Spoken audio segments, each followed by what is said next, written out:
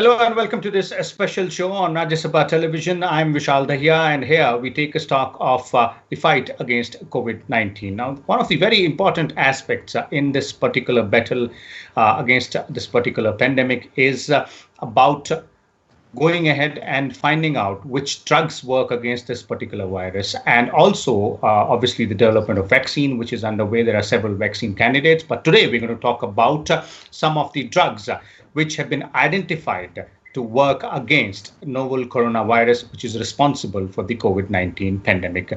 And there are almost 21 drugs which have been identified in a study which has been published in a journal. And that study has been led by Dr. Sumit Chanda, who is with us right now, one of our guests. And we're also joined by Professor N.K. Ganguly, former director ICMR, and also Dr. Sanjay, Professor of Community Medicine at All India Institute of Medical Sciences in Delhi. So let me begin the show, and let me begin with you, Dr. Chanda, who is right now our director and professor. You're the one who's led this particular study, Dr. Chanda. So if you could just, give a lowdown to our viewers on what exactly the study focuses on, what kind of 21 drugs which we are looking at. Are some of them already in use, or these are other than which are being repurposed and used by, clinicians or doctors across the world? Yes, of course. Thank you for having me. Good evening. So the focus of our study was to take the strategy, as you mentioned, called repurposing, which is taking old drugs that have other indications and looking to see if they have any effects on SARS coronavirus 2, which is the causative agent of COVID-19. The reason we do that is typically it takes about 10 to 15 years to bring a drug to market. And of course, in this situation, we don't have that sort of time to start de novo. And so we accessed a library made by our colleagues at Scripps Research Institute here in San Diego that contained 12,000 known drugs. So these are drugs that have either been approved by the FDA or have been in clinical trials for development. So this means that they've been in patients for other indications, obviously not for COVID-19, but for other indications. So we were hoping that through just sheer serendipity and brute force, we could identify things that had activity against COVID-19. So we teamed up with a lab in Hong Kong who had the virus back in January when we saw this was likely going to be a problem, at least in China, if not worldwide. And so we started this screen at that point. So we went from 12,000 down to 100, down to the 21 that you have mentioned. Of those 21, remdesivir was one of the drugs that we found. Of course, since that time, remdesivir has been approved for emergency use authorization and really is the only drug with sufficient clinical data right now that suggests that it could have a benefit for infected patients. The drugs that we identified, two of them are already FDA approved. One of them has been withdrawn for some safety issues. So there's some issues that people will need to look at there to see if there can be a nice balance between safety and efficacy or antiviral function. But the one drug is a leprosy drug. It's on the WHO list. It's called clofazimine. It's on the WHO list of essential medicines. We're very excited about this drug. There are several other drugs that are in lower stages of clinical trials. Phase 2 and phase 3 are the next ones that we find exciting. And then there's several drugs in phase 1, which means they still have to go through additional safety protocols. But our goal is to take these drugs that we know the safety profiles in humans. Our next step is to test them in animal models and then go to different regulatory agencies around the world to initiate clinical trials to understand if they can help with the disease. Okay. You mentioned remdesivir and one more drug, but if you could just, summarize for our viewers in terms of which are the drugs which are the top of this list of 21 and most potent ones to have a remarkable effect on patients who are suffering from COVID-19. Absolutely. So remdesivir is a drug that's developed by a company in San Francisco called Gilead. It was originally a drug that was evaluated for Ebola, and it didn't really pass a clinical threshold for Ebola, so it was discontinued. but folks in the lab, including us, showed that it was able to work against coronavirus, at least in the lab. They initiated a set of phase 2 clinical trials and showed that giving remdesivir to patients, especially early stage of infection, can reduce the length of hospital stay. So to your viewers, I would say this is the only drug available right now that can help stop the virus. Dexamethasone is another kind of drug which helps with the inflammation that's caused by SARS-CoV-2, but remdesivir is the standard of care here in the U.S. The drug that we're most excited about, that's most advanced, is called clofazimine. It's a leprosy drug. We don't exactly know how it's working to stop SARS-CoV-2, but we know that it does. There's a second drug that we're very excited about that looks like, at least in our models, works as well as remdesivir, called apilimod. It is an osteoporosis drug, but it has the potency of remdesivir. But these, again, need to go through very rigorous testing. I don't encourage anybody to go out and start using. No, definitely. These are potent drugs, but then, as you're pointing out, they will have to prove their worth in the laboratory tests and other trials as well, with the scientists and researchers working on them, just like remdesivir. Let me bring in Dr. Ganguly here. I'll come back to you, Dr. Chanda, on different aspects. But Dr. Ganguly, your views not only on the study which has been led by Dr. Chanda and the kind of drugs it has thrown up in the public domain, but also if you look at the entire scenario from an Indian perspective, because there are several repurposed drugs which are being used by Indian clinicians or doctors there as well. And we've spoken about some of them on this particular show itself, remdesivir, favipiravir, itolizumab as well. So how do you look at those and these mentioned by Dr. Chanda? Dr. Ganguly? Yeah, actually, now the remdesivir and favipiravir are being manufactured in India by multiple companies and are on use actually, and data is emerging. But one new information which I want to give you, that remdesivir was early and severe cases, not in critical cases, it was not being used. Now a trial has started with remdesivir and betaseron, that is beta interferon. This is in the critical cases. And if it happens, remdesivir will have a much wider usage. But I will come back to what Dr. Chandra said about clofazimine. Clofazimine has widely been used in India.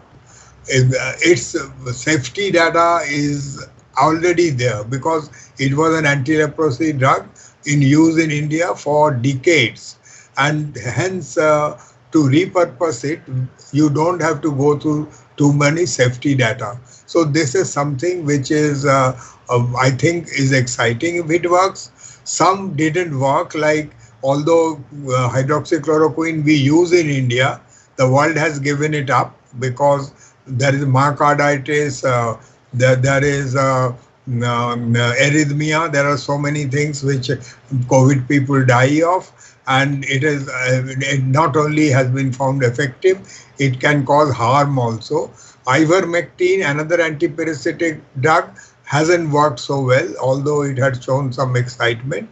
So some are fallen aside. But what I will like to say that 4 things which have been developed in India are NCEs, and the application is with the Drug Controller General of India. One is a startup company known as Incozen. It is with the Alembic. It has identified a drug which works on the DHDS. The DHDS is there are other drugs which are there, but this drug is 15 times more potent than remdesivir. IC90 is very, very low.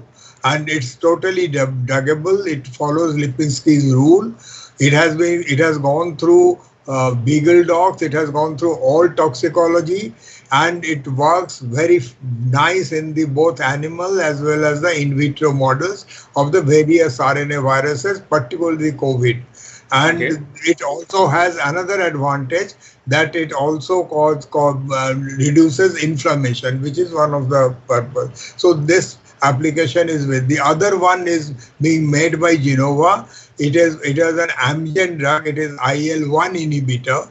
This has shown tremendous promise. This is being made in, this is already in India, and it will be used. It is much better than tocilizumab, which can cause a lot of opportunistic infection. So it has got problem. And itolizumab, it is better than that. The anti-psoriasis drug also causes some problem and has not really worked that well. So this is something which has come from India. One other thing which is coming from India is MW. It has worked on septicemia, the first drug which has worked in septicemia very well in the world. And this particular drug is now being used, and 40 patients have already been done. And this brings down inflammation and builds up immunity. So this particular thing is an Indian invention. Finally, there are 2 monoclonal antibodies which are being made in India for the therapy, and they are all in very advanced stages of making, because we had worked on fast display libraries, and these have emerged from the fast display libraries.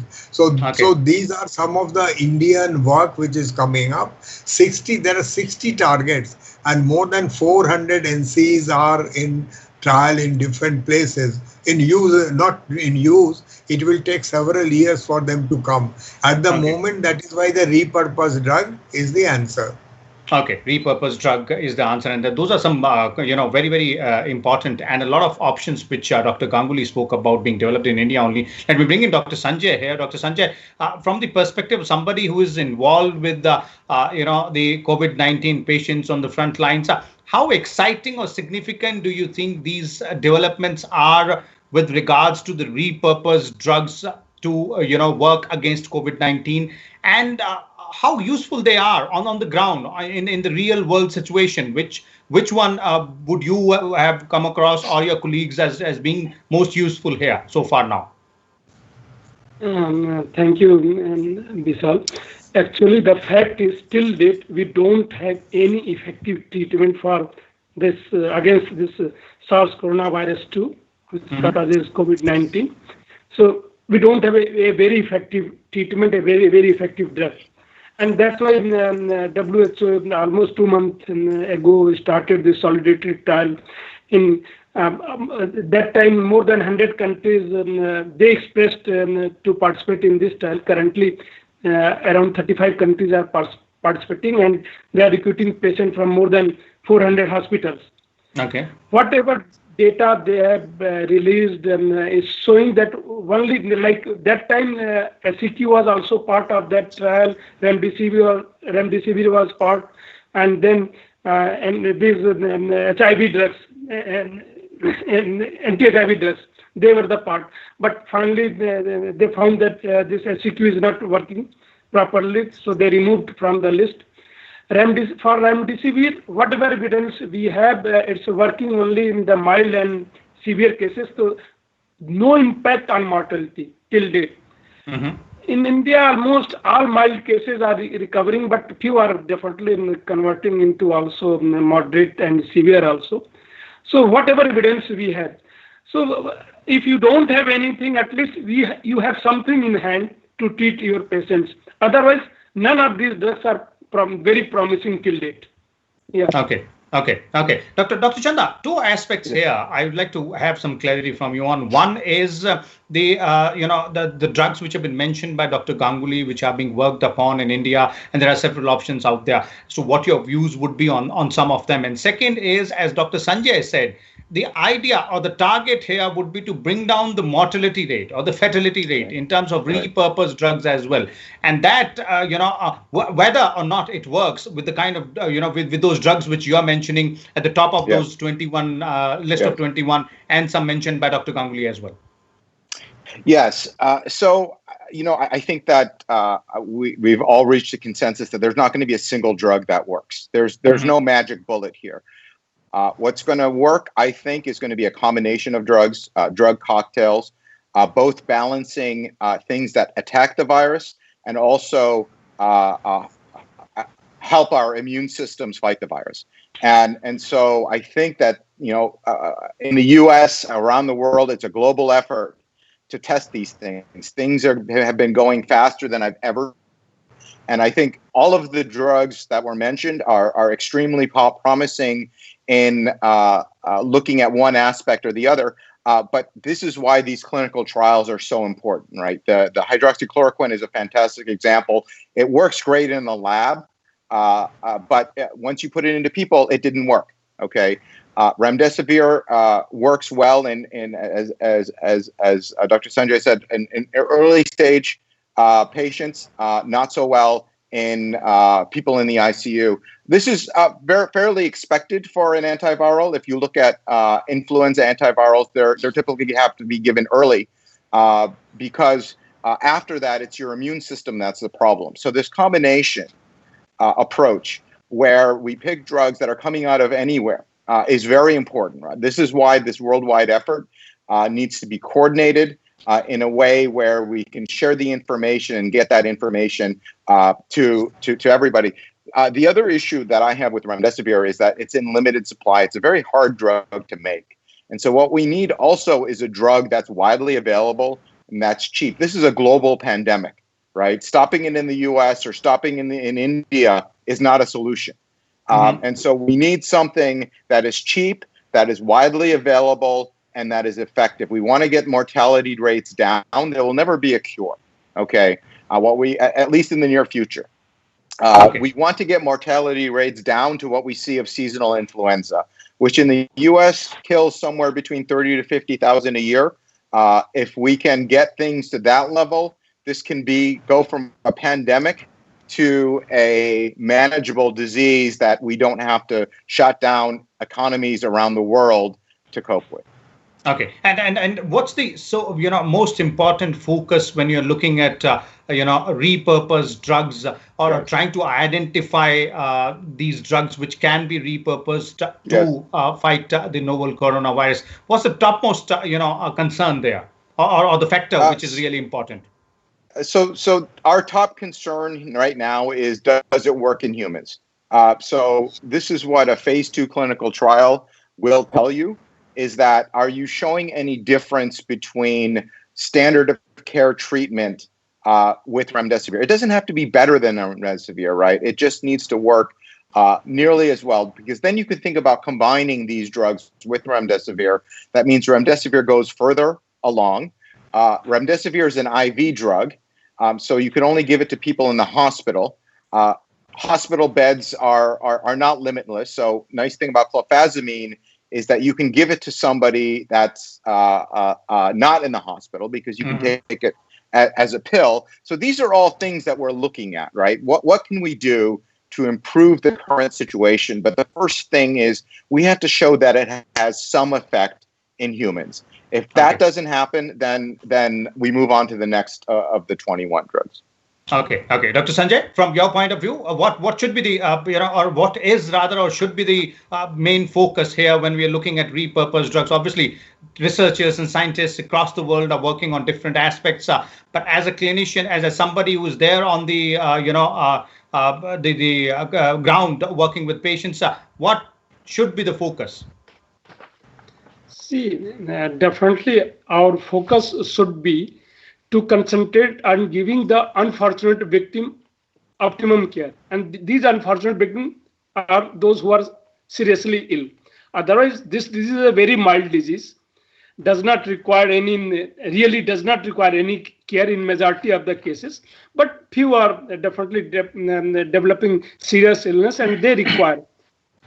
And all these drugs, really, we are struggling with all drugs, and they are not working in these serious patients. So there is the need of hour is to publish all these literature as soon as possible to generate evidences. The global community is working on that, but till that we don't have. So it's very difficult to comment on which drug is very effective because of lack of evidences. So we can't say anything. Okay, nothing significant, nothing specific, or rather, more detail can be said on which drug might work. That is why the combination of drugs has been talked about. More work is happening. Dr. Ganguly, before we bring this to an end, I would like to pose two small questions to you. One is in terms of the focus, obviously here, which both Dr. Chanda and Dr. Sanjay is talking about, should bringing down mortality rate be the focus when we're talking about repurposed drugs, or are we focusing on different kind of effects which different drugs might have vis-a-vis patients and the effects of the COVID-19 virus? Second is, what needs to be done from here onwards? Obviously, global combined effort is required. But now that we know that vaccine will take a bit longer time, best bet is to have these repurposed drugs. So what needs to be done in ensuring that repurposed drugs can be made or manufactured or brought about more easily and be made available more easily to those who need it? You know, Vishal, although India, the death rate is less for some unexplained reasons. There are reasons, of course, but in United States, more than 1,66,000 have died. Many other places, Europe, etc., have died. So the main thing is that viral load doesn't actually correlate with the death. Inflammation and autoimmune reaction, the thrombosis, the coagulation defects, complement activation, these are the things which are killing. The Kawasaki kind of a syndrome, these are the things which are killing. So essentially, as Dr. Chanda has said, the combinations are the answer. The one which will bring in virus and one which will modulate the immune system, and that will save the life. And if you could provide oxygen through ECMO and others when they are not able to take that, but there we can do something more. Like now remdesivir intranasal preparation is being made and this trial is starting. So we could change the route of the drug. There is a Pune company which is using the remdesivir frame. It is very difficult to synthesize, but it has synthesized, and it is 10 times more lesser dose, and it need not be given intravenous. Problem is that serious cases you can't give oral. So in the different situations, the different routes have to be given. But if the remdesivir intranasal works, it will be a great thing. And if the combinations work, which actually are being tried, like the remdesivir and betaseron, interferon B. Interferon B has worked wonders previously in myocarditis, viral myocarditis, multiple sclerosis, which have viral etiologies as a hypothesis. So this, along with this, will save life. So as Dr. Sanjay says, that one of the endpoints is saving the life, reducing the mortality. The viral load, etc., hospital stay, not going to ventilator are important, but mortality reduction is the major primary endpoint for the treatment. Okay, so there it is. The major point here is to bring down the mortality and obviously, the combination of drugs which have to be used along with each other. Thank you so much, Dr. Sumit Chanda, Dr. Ganguly, and Dr. Sanjay as well for sharing your views with us. So there it is for our viewers in terms of what exactly is happening in case of repurposed drugs to try and fight, or to rather try and find a solution to the COVID-19 pandemic. We will bring you all the more details as and when the more information is available in terms of work being done by research and scientists across the world. But for the time being, one piece of advice is that when you step out of your house, please do not forget to wear a face mask, because that's the best protection as of now against COVID-19. Thank you, and keep watching Rajya Sabha Television.